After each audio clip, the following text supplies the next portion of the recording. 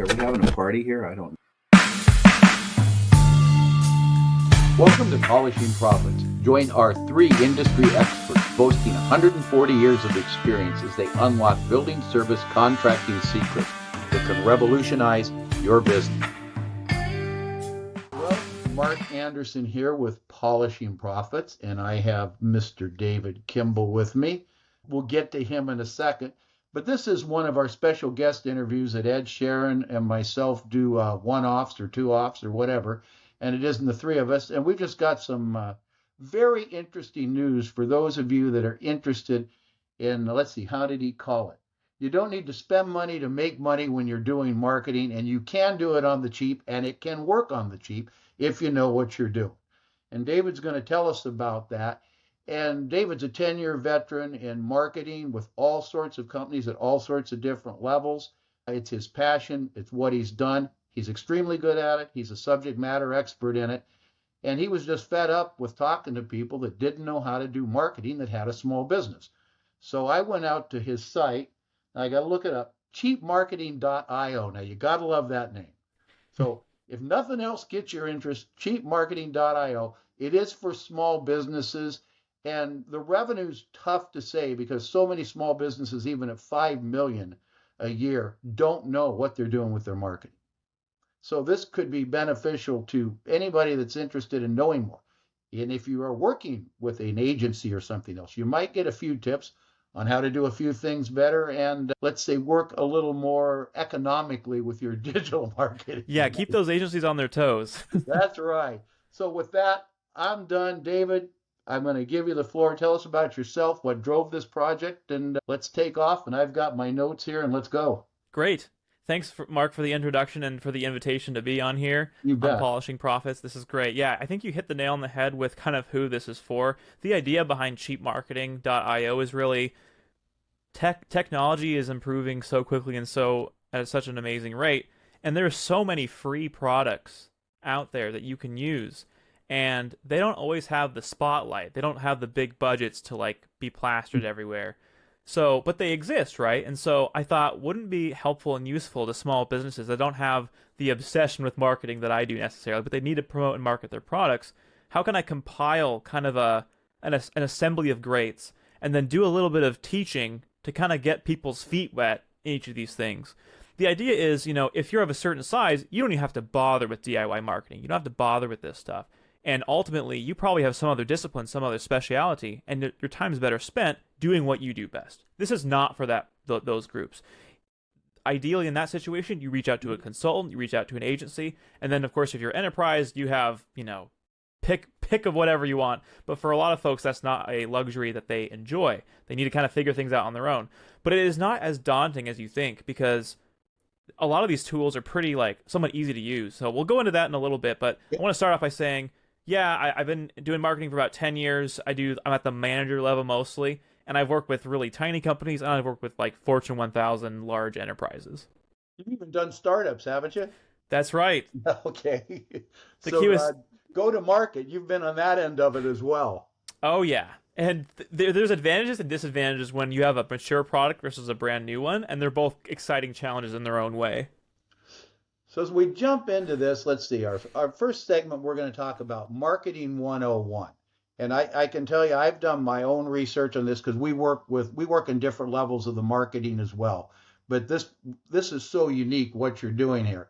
And it's basically establishing for the business owner to establish their marketing foundation. I mean, that's to get them started to understand it. And so many owners don't get good results from their agencies or even their do-it-yourself because they start at the wrong point and they're building on a weak foundation. Sand, not rocks, to use a familiar where you should build your house. Build it on the rock, not on the sand. So basically, I'm just going to let you kind of run down. Why don't you cover what you want covered in this first part, establishing your marketing foundation, okay? Awesome. That sounds great. Yep. I think, when it comes to marketing, people think about advertising. And I think the first step is advertising can be considered a subset of marketing, but it's really part of the larger picture. If you're not thinking strategically, you could be wasting ad spend to the wrong audience with the wrong message, and you're just literally throwing your money away. And I think that's where a lot of the frustration happens on the marketing side is you like you said, they don't build on the rock. They build on the sand and kind of this superficial level of, yeah, we've done a level of research, now let's execute. And you really have to pour a lot into that research and that brand establishment phase, or else you can't expect success in the marketing world. And I think that starts with the value proposition. And I'll Okay. break that down in plain English. So a value proposition, every company out there, doesn't matter if you're making $2 a year or 2 billion, you need to have a value proposition. And that's made up of 4 questions. Your value proposition is, what is being offered? Who is it for? Why is it valuable? And how is it unique? You need to be able to answer those 4 questions. And that, if you have answers to those questions, your marketing efforts will go much more smoothly. Is So, there a like, right or wrong answer for a business owner? So I'm sitting here by myself. I've yeah, got your 4 questions and I start to answer them. there probably is a wrong answer. If you don't know what you're offering, you're gonna have a rough time. Well, so it's really gonna have them nail down what it is they offer and why they're different from the competition to get somebody to hear them through all the noise out there. Right. Yeah. And you might be different, you might know what you're offering, but if you don't know who you're for, you're still going to struggle. If you don't know what makes you Mhm. unique, like you said, compared to competition, you're still going to struggle. So this level requires a lot of analysis, a lot of research, and later on, I don't know if it's going to be in this part or later on in the podcast, we'll talk about some tools and some ways to do that Okay. pretty Yep. easily. But assuming that you do have some of that data and some of that knowledge, that's a good foundation. And the very next step, I would say, after you kind of nail your value proposition, is understanding your audience. And that's really important because, the idea is if you have a product or a service, you're ultimately solving a need. And you need to figure out whose need you're solving. And maybe you have a really clear idea, like, oh, this product is for people looking for, solutions for XYZ cleaning product, or this is someone looking for making their next step in their career, or you have that really dialed in.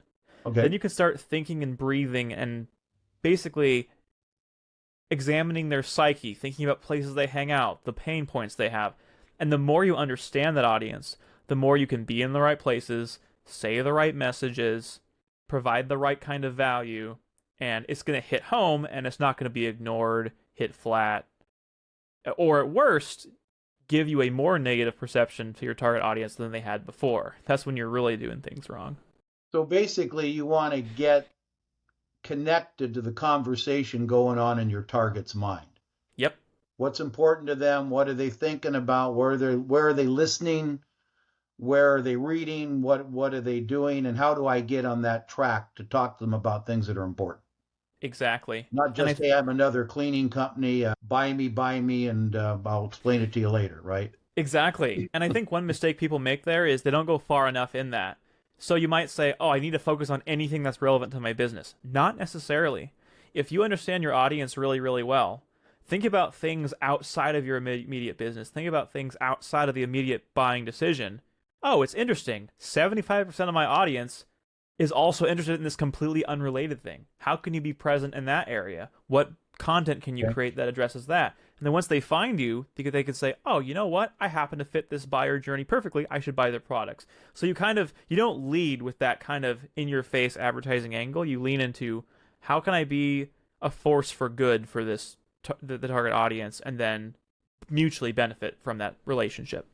So without getting too far into the weeds, wrapping up our first segment here on Understanding Marketing 101, and these are definitely basic principles you have to have a hold of, particularly if you're going to use an agency or hire somebody, Yeah. because they're going to take you down the wrong channel if you don't know who your audience is. So basically, how would you recommend businesses go about defining and refining their message in the service business area? Yeah, so I think it has a lot to do with building on the first two things. Once you know your value proposition, you know why you're in the world, you know who you're serving, and then you understand your audience really well, you'd want to conjure up a message. What is your message? Well, put plainly, it is what you want to communicate to your target audience that will help lead them to do business with you, essentially, is what the message is. Okay. And if it's informed by all your previous research, you can have a really compelling message that will make it hard for your target audience to ignore. So when they're working with their target audience, they also call it a customer avatar, a profile. There's a number of names for it. If they don't have this information, they can just look to who their current customers are and what makes them happy and what resonates with them as a starting point, right? Precisely. Like another word is personas. So if you're building your customer personas, maybe you'll gather your current customers and then you'll think abstractly, okay, I guess I have some folks from this industry, I have some folks from this industry, I have some folks with this job title, and those are like 3 personas. And then I'm going to think of questions. I'm literally going to survey them. It could be you go on a phone and you call them if you're really small and you have that kind of intimate relationship with them and say, hey, look, I'm trying to gather some data to understand my customers better, and you came to mind as someone that I really enjoy working with. I want to know where do you enjoy hanging out? What's important to you when you buy X product? Why did you choose us? That's a great question to ask. Why are you working with us? What is the biggest reason you work with us and enjoy? Those are the kind of things you can gain, and then you can start building these profiles.